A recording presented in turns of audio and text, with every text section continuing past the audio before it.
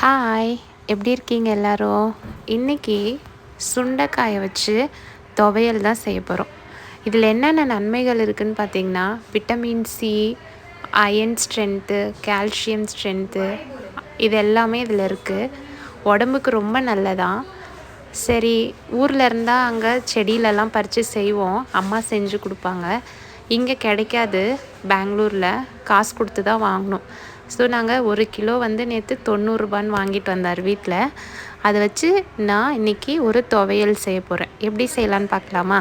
அதுக்கு ஃபஸ்ட்டு சுண்டைக்காவை நம்ம கொஞ்சம் நசுக்கி அதில் இருக்க அந்த விதைகளெல்லாம் எடுத்துட்டு, அதை நசுக்கிறப்பவே நம்ம உடனே தண்ணியில் போட்டுருங்க, இல்லைன்னா கருப்பாயிடும். தண்ணியில் போட்டுருங்க அலசிட்டு. அதுக்கப்புறம் நான் கொஞ்சம் சின்ன வெங்காயம், ஒரு பெரிய வெங்காயம், காஞ்ச மிளகா காரத்துக்கும் காஷ்மீரி மிளகா கலருக்கும் 2 எடுத்திருக்கேன். அப்புறம் இஞ்சி பூண்டு, கொஞ்சமாக கொத்தமல்லி கீரை, தக்காளி 1 எடுத்திருக்கேன், புளி எடுத்திருக்கேன். இப்போ நம்ம ஃபஸ்ட்டு கொஞ்சமாக எண்ணெய் ஊற்றி அந்த உடச்சி வச்சுருக்க நசுக்கி வச்சுருக்க சுண்டைக்காயை அதோட போட்டு தனியாக வதக்கிக்கோங்க. நல்லெண்ணெய் சேர்த்துக்கோங்க. நல்லெண்ணெய் சேர்த்துக்கிட்டா ரொம்ப நல்லாயிருக்கும்.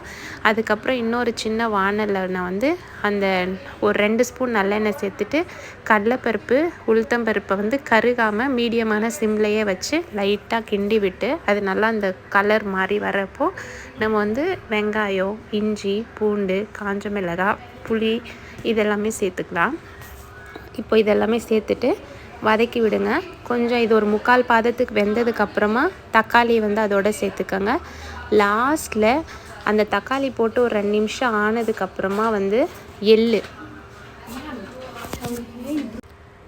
ஸோ இதெல்லாம் வதங்கட்டும். வதங்கின உடனே இப்போ நம்ம தக்காளியை சேர்த்துக்க போகிறோம். தக்காளி சேர்த்துட்டு அது கொஞ்சம் நேரம் நல்லா வதங்கட்டும். பக்கத்துலேயே சுண்டைக்காயும் நல்லா வதங்கிட்டே இருக்குது.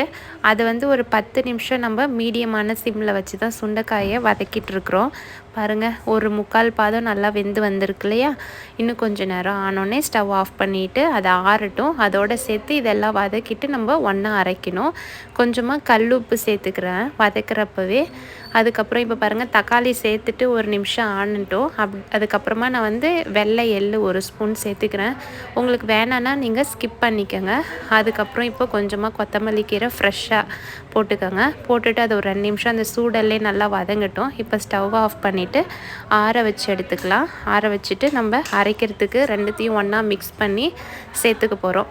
இப்போ அரைச்சிட்டு நம்ம லைட்டாக 1 ஸ்பூன் எண்ணெய் ஊற்றிட்டு அதோட கொஞ்சமாக கடுகு போட்டு நம்ம அரைச்சி வச்சுருக்க அந்த துவையலை அதோடு சேர்த்து ஜஸ்ட் ஒரு ஹீட் பண்ணி எடுத்து சுட சுட சாப்பாட்டோடு வச்சு அது மேலே இன்னும் 1 ஸ்பூன் நல்லெண்ணெய் ஊற்றி பிசைஞ்சு சாப்பிட்டா அவ்வளோ சூப்பராக இருக்கும்.